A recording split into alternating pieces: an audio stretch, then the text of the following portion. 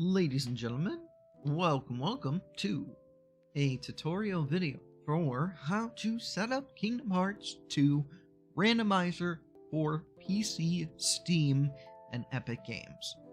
For those that are unfamiliar with what Kingdom Hearts 2 Randomizer is, it's actually a pretty simple concept.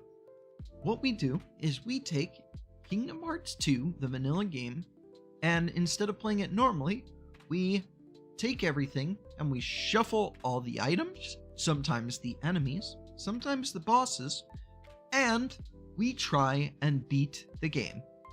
Now, beating the game can look very different compared to the settings that we have. So I encourage you to explore the variety of settings that the community has to offer. However, for today, we are just going to focus on getting you set up with everything you need to run Kingdom Hearts 2 Randomizer and to play in races against other people. So, with that being said, let's go ahead and get started. First step is we need to go to the website. Website is a GitHub page. You can type in Kingdom Hearts 2 Randomizer, and there will also be a link in the description. And on here, we have a ton of information. We have trackers, hint systems, a glossary of terms, overview, all the things that you could ever want and ever need are right here on this page. Even some stuff from multi-worlding if those of you are familiar with Archipelago. For today, however, we're just going to focus on getting the basic randomizer setup. So I'm going to click on this link for PC and Epic Games by Alios, who is one of our amazing devs. At the top here, you are going to go ahead and see a ton of a heads up that says, hey, there's a Discord server, come do this. If you're having issues, verify your files, yada yada, lots of things if you run into issues. But then below it, you're going to see three download links. These are absolutely required to play Kingdom Hearts 2 Randomizer. Everything else beyond these three is not required, however, it will be very useful to you. First thing that we are going to click is this Net 6 desktop runtime. That's going to download, and it's just a thing for Windows that allows it to say, hey, I need this application to run properly. I do this with other applications as well. It's pretty short download, pretty short installation. Once you're done with that, you're going to go ahead and download this thing called OpenKH. Now, before you do that, you want to make sure you have a very specific folder for OpenKH to go in. This folder is going to be for everything randomizer related, so make sure you put it somewhere that you can easily access. Once you've done that, you're going to take the downloaded OpenKH folder and you're going to extract it to that very specific folder. In my case, I have this folder set up on a separate drive because I'm doing this for recording, and I already have the game set up, so I don't want to mess anything up. I'm going to take that file and I'm going to extract it. It's going to take a few seconds. There's a lot of things in it. What OpenKH is, this is our mod manager. This is how we organize our mods, how we set them up, how we decide which mods we want, and it even can fluctuate between the games. This is not a mod manager just for KH2. This is actually for KH1, KH Recom, and I think KH3. I could be wrong on that one. Either way, there's a lot of things in here that we don't need to worry about. We are going to look for one very specific thing. The one very specific thing is this thing called OpenKH.tools.modmanager. I highly recommend creating a shortcut for this. This will speed it up because anytime you want to play randomizer, you will be opening this up. So having a shortcut directly to it is very useful. So here it is. I'm going to double click on it and it should pop up this window, this installation window for us. Now, it's going to ask us what version of the game we're running. We're going to go ahead and click the PC release because that is the version that we are working on. Now, it's going to ask us global or international, doesn't really matter. In this case, most of you should be on global, so it shouldn't worry about it. But the big one is, what version are you playing on, Steam or Epic? and you're going to select whichever one it is. You can also click this Detect Installations button once you select the version, and it should detect the installation of where your Kingdom Hearts 2.5 and 1.5 remix is installed. If you can't find it, you can click the little file folder on the right, and then you can manually locate it for yourself. There's also a version asking for 2.8 for modding purposes. Then you click Next, and you want to install Panacea. This just ensures that everything runs smoothly and properly. If you do not install Panacea, it will be a big problem, and your game will not function properly. From there, you also need to configure Lua backend. So I'm going to select this KH2 box because I'm just doing it for KH2 right now. I'm going to say configure Lua backend, and I'm actually going to get a little pop-up here because I already have it configured and I'm not going to worry about it. I'm just going to tell it no. But configure Lua backend, and it should be pretty quick. It goes very fast. And then I click Next. This is a thing for Steam. This just says, hey, if Steam's not open, I'm not going to run. You can delete this to make sure that doesn't happen. I don't worry about it. Steam's always open for me anyway, so I just skip this page and I go to the next button. From here, this is the big one that's going to take a while. Game extraction. So in order for us to randomize everything within the game, we need to extract that game data. So I'm going to select the game that I am going to randomize, in this case Kingdom Hearts 2, and I'm going to click this Extract Game Data button. Now this process can take quite a while, up to 15 minutes, and it will show a little green bar there. I'm not going to do it here because I've already done it. In fact, I'm going to click this Skip Game Extraction, but once that is done, you will be able to click this next button. You won't be able to do it without it. You won't even be able to run the game without it. Once that's done, you can click Finish, and it should open up this window. Now this is our mod manager. This is where all our mods are going to be put in and how we organize our mods. Highest priority and lowest priority do matter here. What order your mods go in will affect whether things load properly or not. So, next step is we actually need to get our seed generator, the thing that's going to tell us what order our items are going to be in. So, I'm going to go back to the folder for my randomizer folder, and I'm going to create a specific folder for seed gen.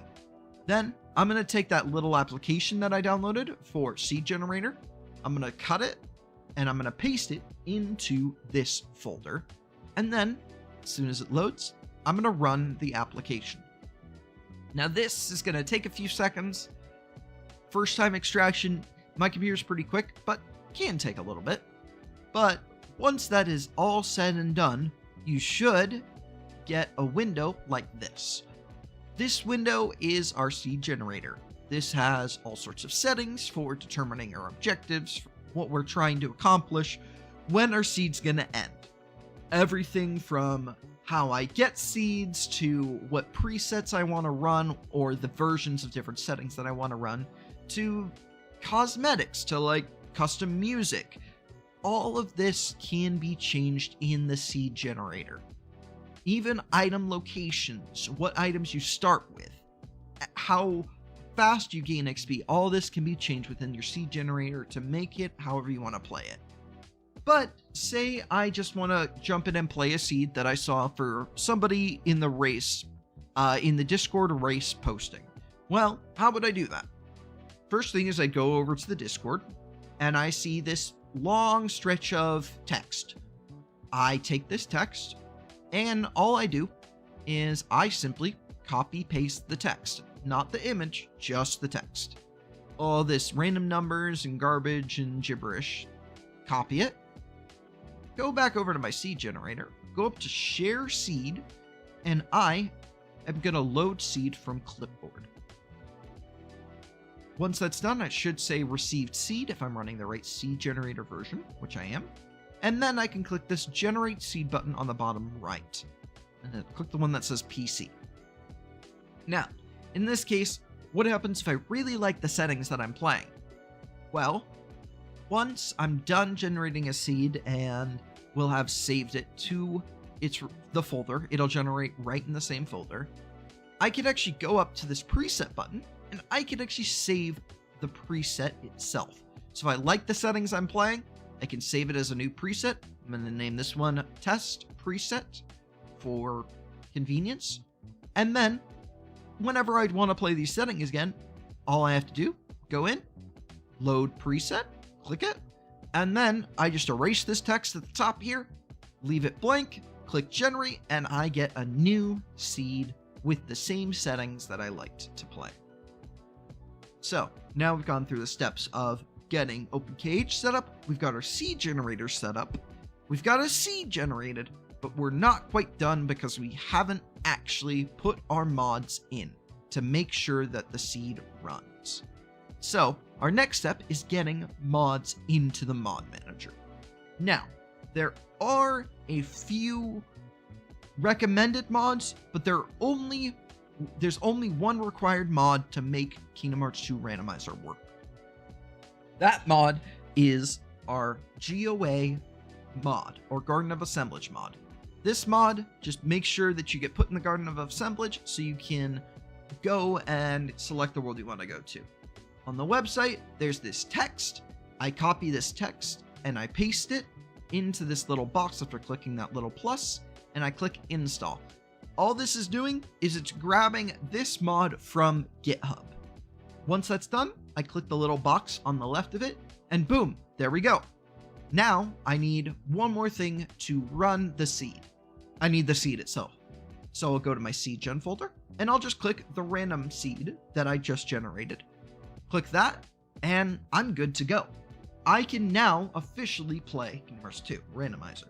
However, for the sake of this, I'm going to grab some of these recommended mods.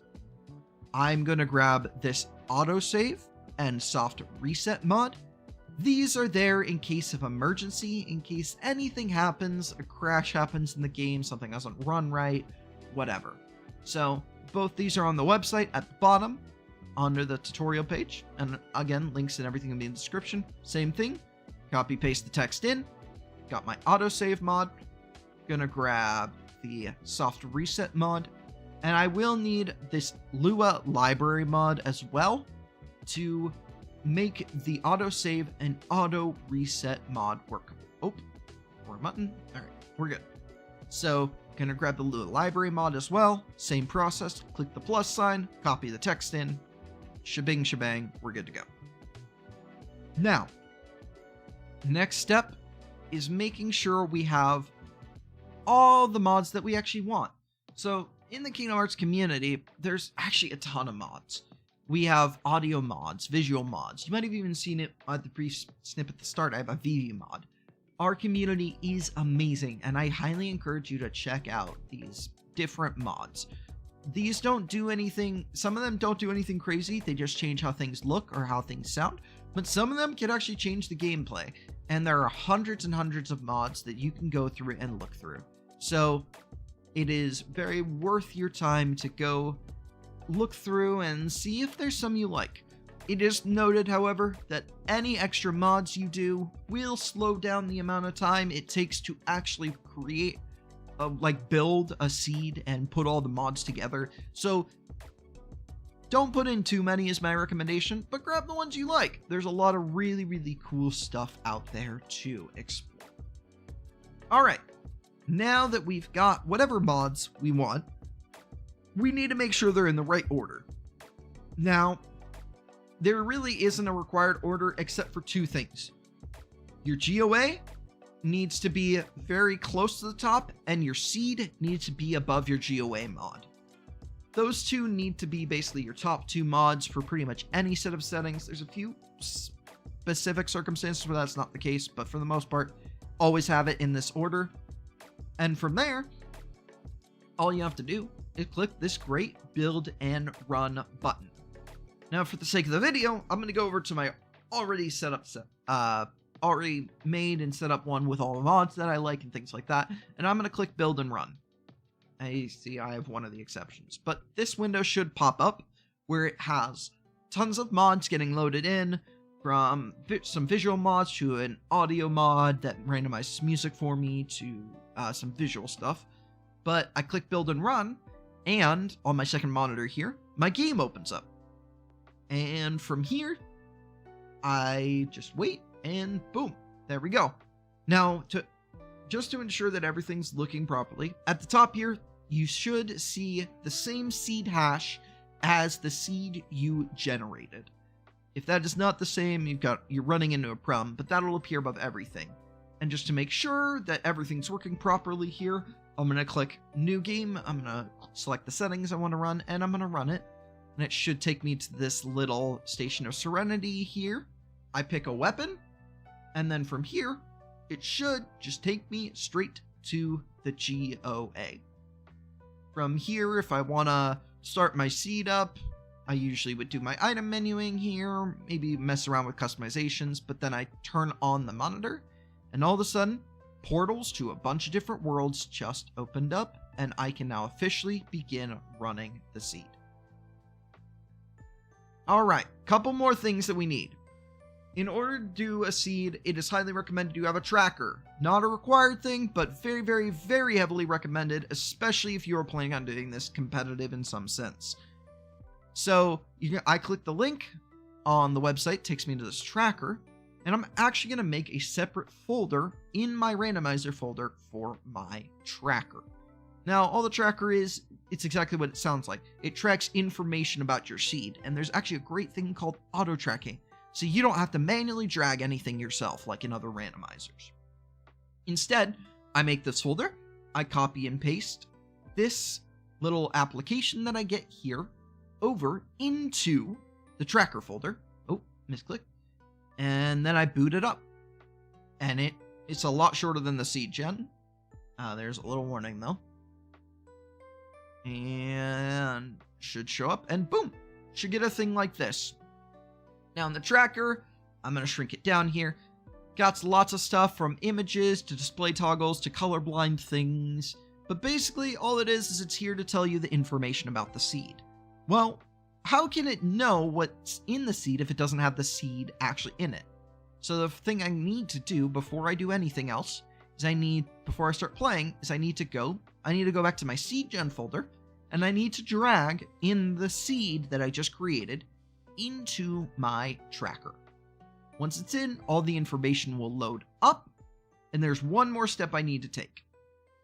I need to grab this, and I need to click, once my game is open, this auto track button. And then from there, in the bottom right, there should be a little thing that shows a PC on it, showing it's connected, and you should be good to start playing. Now there is auto loading of hints and things like that. We're not going to get into that. That is something you can do within the tracker though, so you never have to worry about this process. It can streamline it. Alright, last thing we need, LiveSplit. LiveSplit is simply a timer that tells us how fast or how slow we're going, but with Kingdom Hearts 2, we have this great thing called a load remover, which takes all of the load times out of the game. So no matter how slow your PC is or how fast it is, you're going to be on the same equal footing as anybody else. So I am in fact going to take this, I'm going to make a separate folder in my randomizer thing for LiveSplit. Then I'm going to go into LiveSplit, and I am going to select this great process called Edit Splits. Now in Edit Splits, there is a very specific little string of text that I am going to link below that you want to put in at the top. And it's going to show Kingdom Hearts 2 Final Mix Randomizer. And then it should show something. Once it does that, it should show at the top this little thing called Activate. And I'm going to click Activate. And once that's done, I'm good to go. And this whole box should appear, lots of stuff. But to be very quick about this, we need to set it up to make sure that I have two separate timers going, actually. One for in-game time and one for real time. So I'm going to get rid of all the stuff that I don't need. So I don't need a title. I don't need previous segment. I don't need any of this. I'm actually going to go into edit layout, and I'm going to get rid of all that. And then I'm actually going to add a timer. Now, adding the timer and get rid of the other piece here, I need to go into edit layout one more time just to make sure. And then I go to layout settings, and I set one of these to game time. So I'm going to click the first one, and I'm going to set it over here into game time, and the other into real time. doesn't really matter which is which, just making sure that both are set. And from there, I'm going to quickly actually going to open up my game just to check that it's working properly. And from here, you can see I start up the game, and should be, once I get through this little title sequence and everything, a little bit, the timer should automatically start. And when there is a loading screen or a loading segment, the timer should automatically stop without me needing to do anything. And with all of that, you now have all the pieces you need to run Kingdom Hearts 2 Randomizer competitively.